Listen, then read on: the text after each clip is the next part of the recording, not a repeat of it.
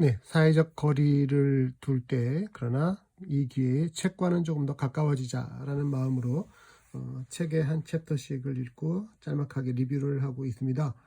광야를 읽다라고 하는 책, 그동안 제가 지난주 초에 전장을 올리고 나서 좀 게으름을 피웠는데요. 아시다시피 제가 좀 환자이지 않습니까? 정기적으로 맞는 주사들이 있는데 요즘 코로나 사태 때문에 오랜만에 맞았더니 몸이 좀 적응을 못하고 그래서 잠깐 좀 휴식을 취했습니다. 오늘은 우리 9장이죠. 네, 가이드라고 하는 주제입니다. 광야 생활에 꼭 필요한 요소로 가이드, 길잡이, 안내자를 꼽습니다. 내비게이션이 요즘은 발달을 해서 어디든지 내비게이션만 있으면은 두려워하지 않고 우리가 그 길을 걸어갈 수 있는데, 마찬가지로 광야 생활에서도 가이드가 있으면 그 길을 두려움 없이 잘 걸어갈 수 있다라고 하는 것이죠. 특히 광야는 길이 없거나 길이 있더라도 아주 갈래갈래 흩어진 길 혹은 지도도 별로 없는 길이지만, 어떤 길이 가고자 하는 길인지 내가 알지 못할 때에도 가이드를 통해서 우리는 그 길을 선택하고 또한 쫓아갈 수가 있습니다. 그래서 가이드와 비교되고 있는 단어가 목자라고 하는 단어 아니겠습니까? 우리가 지난번에 다루었던 양이라고 하는 챕터에서도 양은 목자의 돌봄이 절대적으로 필요한 존재라고 하는 것을 저희들이 함께 배웠었는데, 이 목자야말로 가이드와 동일한 의미라고 저희가 이해할 수가 있을 것 같습니다. 광야 가이드의 대명사로 저희는 성경에서 모세라고 하는 사람을 발견할 수가 있죠. 모세가 그 말 죽으라고 안 듣는 이스라엘 백성들을 40년 동안 이끌고 광야를 인도할 수 있었던 이유 중에 하나는 그 이전의 40여 년을 그가 광야에서 생활하면서 광야를 터득했고 또 광야를 볼 줄 아는 눈이 있었기 때문입니다. 모세가 언젠가 그의 장인 이드로에게도 자기들의 눈이 되어달라라고 하는 표현을 쓰고 있죠. 저는 이 가이드라고 하는 단어를 들을 때마다 관광이라고 하는 말이 생각이 납니다. 관광, 빛을 본다는 것이죠. 네. 우리는 다 눈이 멀거나 혹은 자기 나름대로의 맹목적인 부분들이 있는데, 그때 누군가가 우리에게 빛을 볼 수 있는 눈을 열어준다면 그걸 통해서 우리가 우리의 가는 길을 쉽고 또 안전하게 정확하게 갈 수 있을 것이라고 생각합니다. 그러면서 이 책은 저희들에게 가이드의 특징을 가르쳐 주고 있는데, 하나는 앞서가거나 혹은 함께 간다는 거예요. 앞서갈 때에는 인도를 위해서 앞서가는 것이고요. 또한 함께 갈 때에는 또 때로는 뒤처지는 자들 혹은 잘못 따라오는 양들이 있을 수 있고, 또 다친 양들 혹은 징계를 위해서 훈육을 가한 양들이 뒤에 처질 수 있는데, 그렇게 뒤를 처지는 양들에 대해서도 그냥 두는 게 아니라 때로는 그들을 메거나 품에 안고 가는 진정한 목자로서의 그런 자세가 가이드에게서는 나타나고 있다라고 하는 겁니다.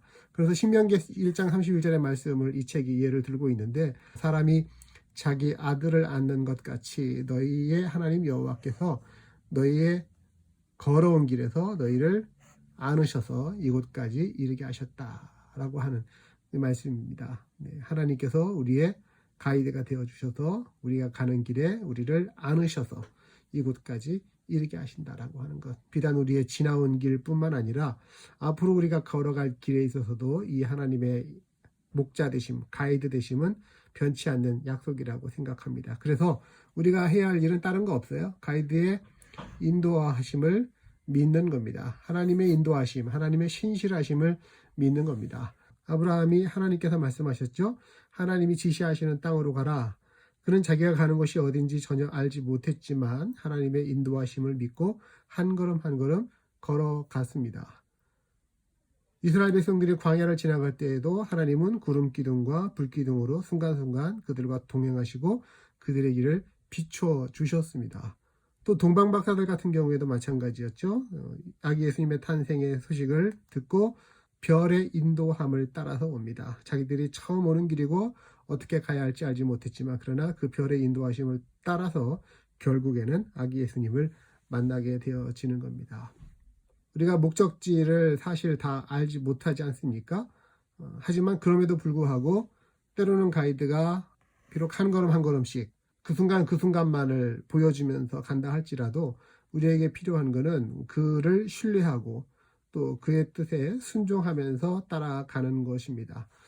인생은 빛을 보는 건데 그 빛을 먼저 본 선생이 그 빛을 함께 볼 수 있도록 눈을 열어주는 것이다. 그러면 자기도 함께 그 빛을 보고 또한 그 빛을 아직 보지 못한 자들을 빛으로 인도해낼 수 있는 선생의 역할도 감당할 수 있지 않느냐. 목회자라고 하는 것이 한편으로는 하나님의 말씀이라고 하는 측면에서 빛을 보고 그리고 그 빛을 보여주는 사람인 것처럼 더 넓게 보면 말씀의 영역만이 아니라 인생 전반의 영역에서 빛을 보고 또 그리고 그 빛을 누군가가 더 볼 수 있도록 안내해주고 함께 동행해주는 것. 이것이 또한 목회자고 인생의 동반자로서의 역할이 아닌가라는 생각들을 하게 된 적이 있었습니다. 우리는 가이드의 인도함을 받을 때 항상 두 가지의 유혹이 좀 있는 것 같아요. 하나는 내 생각이나 내 계획과 맞지 않을 때, 난 좀 빨리 가고 싶고, 난 좀 이쪽 길로 가고 싶고, 라고 할 때, 그런 내 생각에 대해서 가이드가 잘 따라주지 않을 때, 더 나아가면은 그 가이드보다 내가 좀 더 드러나고 싶고, 나를 더 주장하고 싶은 마음들이 생기는 순간들입니다. 그러나 결코 내가 나의 계획을 주장한다고 해서 나를 더 드러내고 싶다고 해서 가이드를 무시하거나 뒤로 제켰을 때에는 결국 우리는 그 광야에서 길을 잃어버리는 자가 될 것입니다. 예수님께서는 당신 자신이 길이요 진리요 생명이라고 하시면서 우리가 예수님이라고 하는 분을 앞세우고 그분의 인도하심을 쫓아서 우리의 인생길 믿음의 길을 걸어갈 때 결국 승리하고 목적지에 다다를 수 있다라고 약속해 주셨죠. 우리가 우리의 신앙길, 인생길 걸어갈 때도 마찬가지인 것 같습니다. 우리 주님 앞에 이 두 단어, 신뢰와 순종이라고 하는 것들을 생각하면서 때로는 돌아가더라도 그것이 다 계획이 있구나. 요즘 유명한 영화 대사 아닙니까? 다 계획이 있구나. 가이드는 다 계획이 있습니다. 선생 되는 사람은 먼저 빛을 본 사람은 다 계획이 있어서 이유가 있어서 우리를 그곳으로 이끌고 가고 그곳에 또한 머물게 하고 또한 함께 지나가고 있는 것입니다. 그래서 그를 신뢰하고 또한 그의 뜻에 순종함으로써 걸어갈 때 결국 우리의 인생길, 이 광야길도 목적지 가나안까지 다 다다르게 되는 승리가 있을 줄로 기대합니다. 감사합니다.